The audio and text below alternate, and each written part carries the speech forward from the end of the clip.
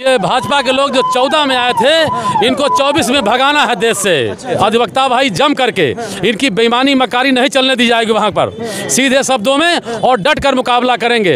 इन्होंने संसद को भी अडानी अंबानी का कार्यालय बना दिया है, क्योंकि संसद से सांसद बाहर है। ये विपक्ष विहीन भारत लेके चले थे, लेकिन आज सांसद विहीन संसद चला रहे हैं। ये संसदों की आप बात कर रहे हैं, सरकार तो लगातार ये कहती है कि जब संसद में बैठकर उसकी गरिमा को खराब करेंगे तो उन पर कार्रवाई जाहिर सी बात करेंगे। नहीं, ये तो बहुत अच्छी बात आपने उठाई कि संसद में बैठ करके किसी विपक्ष की महिला नेता के प्रति अपशब्द कहना गरिमामयी होता है।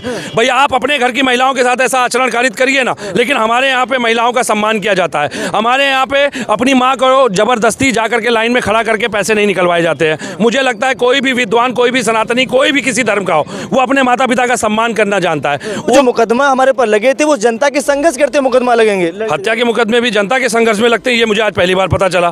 भाई यहाँ पे जितने अधिवक्ता हैं, शायद ही कोई जनता के संघर्ष में हत्या का मुकदमा लगता है, ये तो हमें पहली बार पता चला। जनता के संघर्ष में धार्मिक उन्माद फैलाने का मुकदमा लगता है, ये पहली बार पता चला।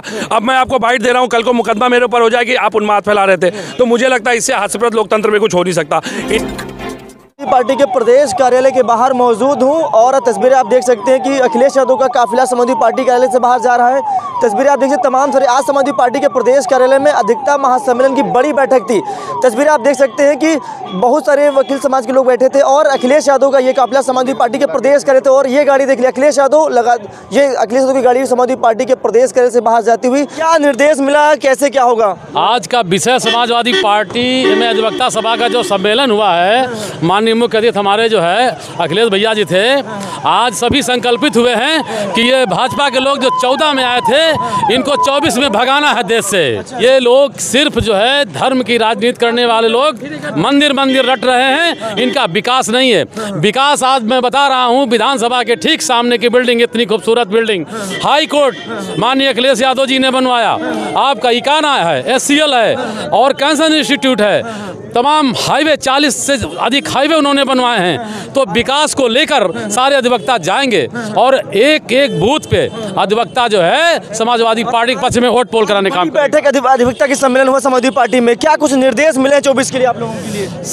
सभी को निर्देश यही हुआ है कि सभी लोग अपनी अपनी विधानसभा में और अपने अपने बूथों पे अधिवक्ता भाई जम करके इनकी बेईमानी मकारी नहीं चलने दी जाएगी वहां पर, सीधे शब्दों में और डट कर मुकाबला करेंगे। क्या कुकरेल पुल जिस यहाँ पर ये रिवर फ्रंट बनाने जा रहे हैं, क्या नाले पर रिवर फ्रंट बनाएंगे? हमने तो रिवर फ्रंट गोमती बनाया था। हमने विकास गोमती का किया है, हमने विकास आगरा एक्सप्रेसवे का किया है। क्या नाले पर रिवर फ्रंट बनाया जाता है? आप ये देखिए और क्या है। इसलिए आज समाजवादी पार्टी में बड़ी अधिवक्ताओं की बैठक हुई है, क्या कुछ निर्देश मिले सर आप लोगों के लिए? देखिए, हमें निर्देश नहीं, हमने रणनीति तैयार की है और रणनीति ये है कि हमें 24वें भाजपा सरकार की मनमानियों को उखाड़ के फेंकना है, क्योंकि भाजपा सरकार का जो आधार स्तंभ है वो केवल धार्मिक उन्माद है और धर्म की जो पिच है उसके ऊपर भाजपा खेलती है।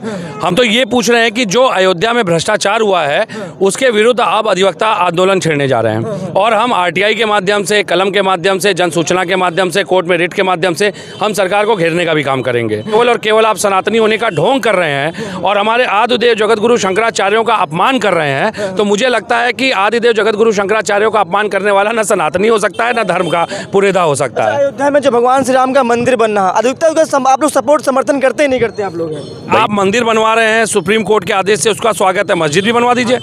मस्जिद बनाने की आवाज़ भी जब समाजवादी पार्टी ने बुलंद की तब उनको मजबूरी में घोषणा करनी पड़ी कि रमजान के बाद मस्जिद बनेगी। आज जो 13.5 किलोमीटर का रिवर फ्रंट जिसका विरोध भाजपा कर रही थी, आज उसी रिवर फ्रंट को वो कुकरेल नाले पे बनाती है। मतलब जैसी योग्यता, जैसा नेतृत्व, वैसी सोच है। विकास इनका नाले में होता है, वो क्या उस नाले से गैस निकाल के चाय बनाएंगे? बताइए मुझे, मैं तो उत्तर प्रदेश की जनता से पूछ रहा हूँ। ये आपने 3 राज्यों में सरकार खड़ी की, मैं ये पूछता हूँ कि जिन आपने मैनिफेस्टो में जिन दावों को लेकर के, जिन वादों को लेकर सरकार खड़ी की, उसके मूल जो उद्देश्य थे, जो मूल वादे थे, उसको तो आपने तुरंत सरकार बनते ही खत्म कर दिया।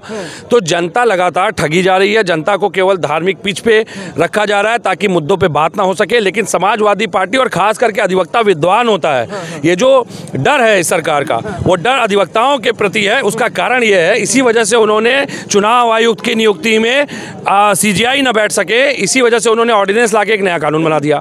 आप इससे इनका डर समझिए न्यायपालिका को लेके, जिन्होंने बिना ट्रायल के अपने मुकदमे मुकदमे वापस ले लिए, उनसे बड़ा अपराधी कौन हो सकता है। और मुझे तो हंसी आती है उत्तर प्रदेश के प्रशासनिक अधिकारियों पे, जो ऐसे अपराधियों को सैल्यूट भी करते हैं, उनके सामने हाथ बांध के खड़े भी रहते हैं। अच्छा, जिन मुकदमों की आपने बात की, सरकार कहती है जो मुकदमा हमारे पर लगे थे वो जनता के संघर्ष करते मुकदमा लगेंगे। हत्या के मुकदमे भी जनता के संघर्ष में लगते हैं, ये मुझे आज पहली बार पता चला।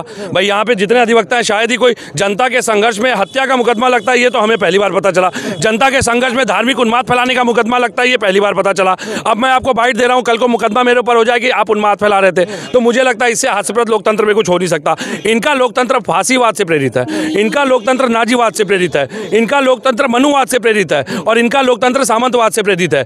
इनको उतना ही करना, इन्होंने संसद को भी अडानी अंबानी का कार्यालय बना दिया है, क्योंकि संसद से सांसद बाहर है। ये विपक्ष विहीन भारत लेके चले थे, लेकिन आज सांसद विहीन संसद चला रहे हैं। ये संसदों की आप बात कर रहे हैं, सरकार तो लगातार ये कहती है कि जब संसद में बैठकर उसकी गरिमा को खराब करेंगे तो उन पर कार्रवाई जाहिर सी बात करेंगे। नहीं, ये तो बहुत अच्छी बात आपने उठाई कि संसद में बैठ करके किसी विपक्ष की महिला नेता के प्रति अपशब्द कहना गरिमामयी होता है। भैया आप अपने घर की महिलाओं के साथ ऐसा आचरण कारित करिए ना, लेकिन हमारे यहाँ पे महिलाओं का सम्मान किया जाता है। हमारे यहाँ पे अपनी माँ को जबरदस्ती जाकर के लाइन में खड़ा करके पैसे नहीं निकलवाए जाते हैं। मुझे लगता है कोई भी विद्वान, कोई भी सनातनी, कोई भी किसी धर्म का हो, वो अपने माता पिता का सम्मान करना जानता है। वो अपने माता पिता को राजनीतिक लक्ष्यों के लिए इस्तेमाल नहीं करता। मैं तो ये कहूँगा, जिसने राजनीतिक लक्ष्यों के लिए अपने परिवार को नहीं छोड़ा, वो इस देश का क्या सम्मान करेगा, देश की महिलाओं का सम्मान क्या करेगा। और उत्तर प्रदेश में महिला सम्मान की स्थिति आपको पता है। 3 दिन से धरने पे बैठी विधानसभा जैसी हाई सिक्योरिटी जोन में महिला का बलात्कार हो जाता है। रेलवे अयोध्या में आपने देखा है कि रेलवे में कंपार्टमेंट में किस तरह से महिला सिपाही के साथ क्या हुआ। और उससे बड़ी बात, अभी देखिए एक फिर महिला सिपाही ने आत्महत्या कर ली है। अभी हमने एक RTI डाली थी कि उत्तर प्रदेश पुलिस, उसके जवान लगातार आत्महत्या कर रहे हैं, लेकिन अधिकारी आत्महत्या नहीं करते कभी। और मुख्यालय से जवाब ये आता है कि इसकी कोई जानकारी मुख्यालय के पास नहीं है। अब आप सोचिए, राम भरोसे मुख्यालय भी चल रहा है। जिस उत्तर प्रदेश में DGP स्थायी नहीं है, अभी तक नहीं था, लेकिन आप सोचिए कि एक लंबा कार्यकाल बिना DGP के उत्तर प्रदेश में चला है, सिर्फ इसलिए कि अपने पिक एंड चूज वाले मनपसंद व्यक्ति को वो DGP बना सके, ताकि आगामी चुनाव में पुलिस उनके लिए काम कर सके। चलिए, और भी लोगों से बातचीत होगी। सर क्या नाम है आपका?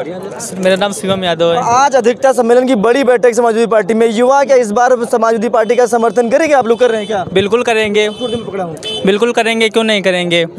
एक तो मैं तो पहली बात तो मैं यादव समाज बदनाम हो चुका है। लोग बोलते हैं कि यादव समाज सिर्फ समाजवादी पार्टी का है, तो हाँ मैं खुल के बोलता हूँ, हाँ मैं समाजवादी पार्टी का हूँ। और मैं इस बार अपने क्षेत्र में मैंने काफ़ी ज़्यादा संघर्ष किया है, मतलब वोट भी बढ़ाने का काम किया है।